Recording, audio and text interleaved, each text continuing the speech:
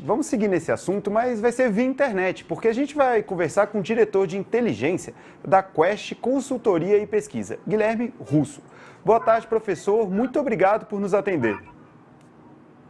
Perfeito, foi um prazer enorme estar aqui. Obrigado pelo convite. Bacana.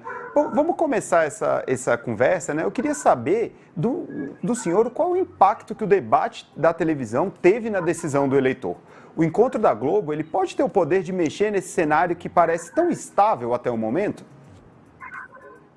Prisco, eu vou seguir um pouco na linha do que o Igor estava falando, por dois motivos. O primeiro, que o debate da Globo, né, ele é muito importante sempre, né? A audiência é maior, ele é muito mais próximo da eleição. Qual que é a questão? A questão é que a gente tem dois candidatos já muito conhecidos, né? Essa eleição ela é marcada pelo fato de que a gente não tem candidatos assim subindo tanto. A gente tem o atual presidente, um ex-presidente muito conhecidos que as pessoas já amam ou odeiam. Então é uma eleição diferente no Brasil. E aí, focando, né, especificamente no debate, talvez o que mais marcou o debate é que ele foi pouco propositivo, né, e muito embate ali de frases de efeito, até cômicos em alguns momentos, com muitos candidatos que, mesmo assim, o padre Kelmon, que é visto por muitos, né, como não, digamos, digno de estar ali na campanha. O que traz isso, uma sensação de que, olha, esse debate, na verdade, não contribuiu muito para a discussão sobre a eleição.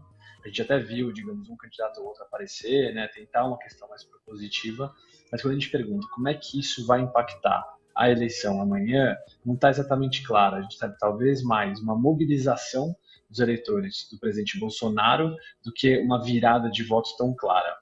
O outro ponto que eu acho que é importante ressaltar é que se o ex-presidente Lula tinha como objetivo conquistar o voto, né, dos eleitores do Ciro Gomes, da Simone Tebet, que poderiam dar vitória no primeiro turno, a gente julga que isso, na verdade, ele não conseguiu fazer tão bem, né? Ele não conseguiu se mostrar tão forte ali para roubar esse voto.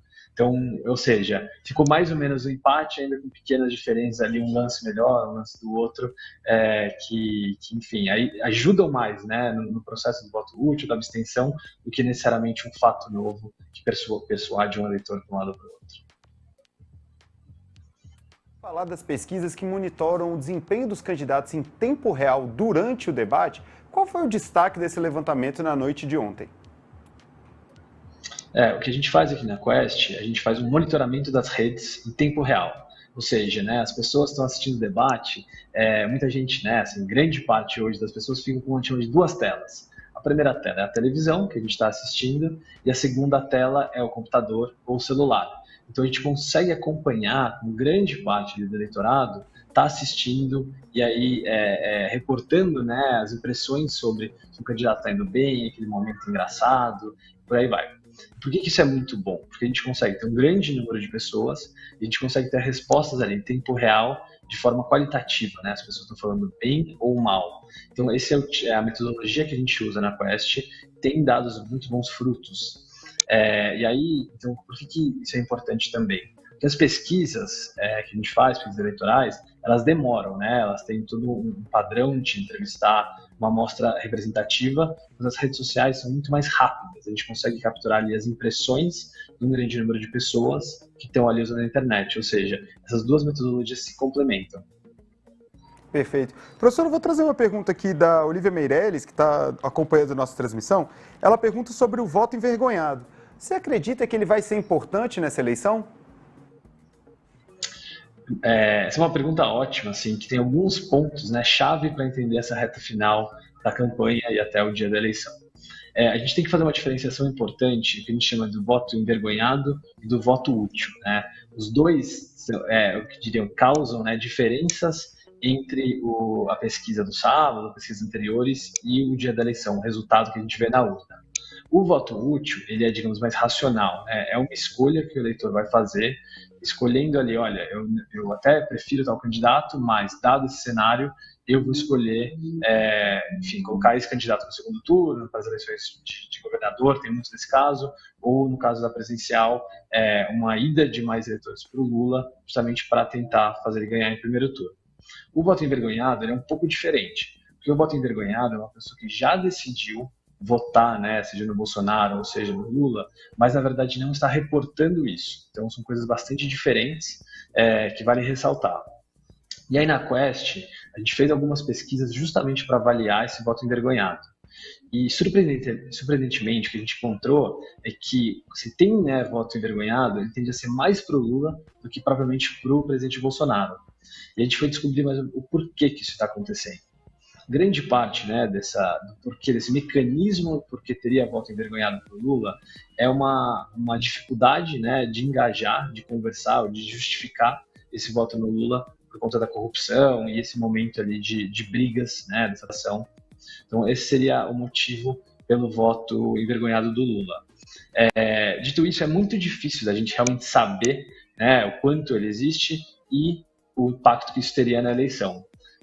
Enfim, a gente tem, digamos, então eu falei do voto envergonhado, do voto útil, e aí tem um terceiro ponto que é muito importante a gente estar observando, que é a abstenção. Né? A gente sabe que certos eleitores vão votar com certeza, né? Tem eleitor que gosta muito de política, que está super animado.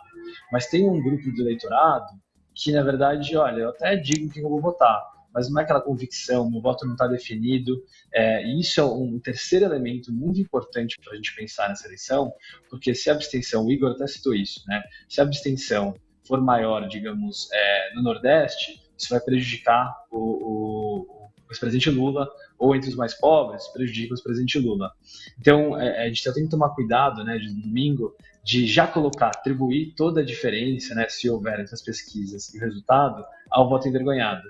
A gente tem também, né, que estar olhando para essa questão do voto útil e da abstenção entre os diferentes grupos ou regiões.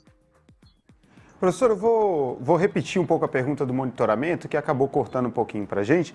A gente queria saber, a gente vai voltar para esse assunto. Eu queria que o senhor falasse para a gente, né, qual foi o resultado concreto que esse monitoramento teve? Quem teve melhor desempenho no debate quando se monitorou o tempo real?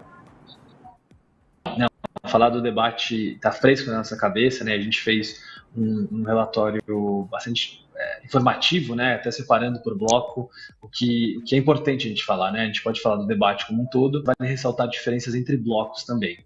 Então, no geral, né, vamos falar agora do geral. Para começar, esse debate específico tem dois pontos muito importantes. O primeiro é que o candidato, né, o presidente Bolsonaro, teve um desempenho melhor do que a gente estava vendo em debates anteriores, né, especialmente o da Band, o primeiro, em que ele saiu muito mal, por aquele embate também com a jornalista Vera Magalhães. Por outro lado, vale ressaltar que o Ciro Gomes, né, a gente, nossa avaliação, foi o candidato que se deu melhor. Apesar dele estar, digamos, um pouco mais apagado, ele foi quem conseguiu ser mais propositivo, né, ser ali mais profissional do que, especialmente comparando, né, os embates que a gente teve ali de debates acalorados, com frases de efeito, né, que tive a Soraya, o Padre Kelmo falando, enfim, tendo ali frases de efeito, né, essas discussões um pouco mais até cômicas em certos momentos do que discussões propositivas, né, de tanto projetos de governo ou mesmo de discussões sobre problemas. E aí eu até citei a questão dos blocos, isso vale ressaltar por quê? Porque o começo do debate foi diferente, né? O discorrer do debate foi diferente para os dois principais candidatos. Enquanto o ex-presidente Lula começou melhor ali, né, com a interação do Ciro, ele foi ficando, parece, um pouco mais nervoso e as menções das redes sociais foram ficando mais negativas. Já o presidente Bolsonaro foi justamente o contrário. Ele começou ali com menções das redes sociais mais negativas e depois foi melhorando, foi ficando, enfim, com respostas, né, engajamento nas redes sociais mais positivo, aceitando mais o discurso do presidente ao longo do debate. Perfeito. Guilherme, este ano a gente não vai ter as chamadas pesquisas de boca de urna, né? Aquela que os institutos fazem logo na saída das sessões eleitorais.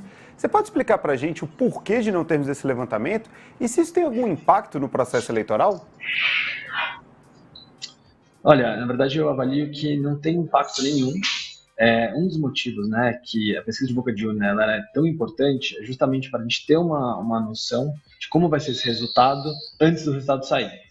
Mas o Brasil, na verdade, ele é caracterizado por um apuramento, uma apuração muito rápida da eleição, né? Justamente porque a gente tem um sistema já centralizado, com o uso da urna eletrônica, que permite essa totalização muito rápida. Então tem um pouco dessa diferença, né? Em países onde a apuração é mais demorada, faz mais sentido ter a boca de urna. Dito isso, assim, eu gosto de ressaltar, né, mesmo 2018 foi um caso importante, de qual que é a dificuldade, e é importante a gente falar para o telespectador aqui, que nos ouve e nos vê, a questão é o seguinte, a pesquisa, né, que a gente publica, que os institutos publicam, e a própria Quest vai publicar amanhã à noite, ela tem uma característica, né, o que a gente chama de pesquisa é diagnóstico, ou seja, uma avaliação neste momento. A pesquisa tem dificuldade em capturar essa mudança, né, essa decisão final que eu estava falando, de voto útil, voto envergonhado e até da abstenção. Então, isso vale ressaltar. E aí é a perda, né, a limitação de não ter a boca de urna. Porque em 2018, a gente viu uma questão muito importante. Os mesmos institutos que fizeram pesquisa até o sábado, publicaram, e fizeram a boca de urna, mostraram resultados muito diferentes. Né? A pesquisa de boca de urna foi muito próxima mesmo à apuração, ao resultado final, enquanto as publicadas no sábado não foram. E aí, então, assim, tem dois lados, né? O lado é que a gente não precisa mais, porque a apuração é muito rápida, mas, por outro lado, a gente não vai conseguir mostrar que os institutos conseguem fazer via amostras, mostrar os resultados que sim foram, enfim, foi a vontade do eleitor, que eles sim apertaram na urna ali, no resultado final. Então, esse é o motivo, né? A totalização é muito rápida, então não é tão necessário como em outros países. A gente tem exemplos mundo afora de casos que demora muito, né, para essa totalização. Então essa boca de urna tinha essa vantagem, mas o Brasil acaba não sendo muito caso. Perfeito, professor. Muito obrigado. Lembrando que amanhã tem mais uma rodada da pesquisa Quest. A gente vai ficar de olho e, é claro, vai trazer para vocês aqui o resultado. Muito obrigado, professor Guilherme. Lisco, muito obrigado. Fiquem de olho, amanhã a gente publica o resultado, né, dessa pesquisa feita entre hoje e amanhã. Grande abraço, boa cobertura para vocês. Um abraço, tchau, tchau.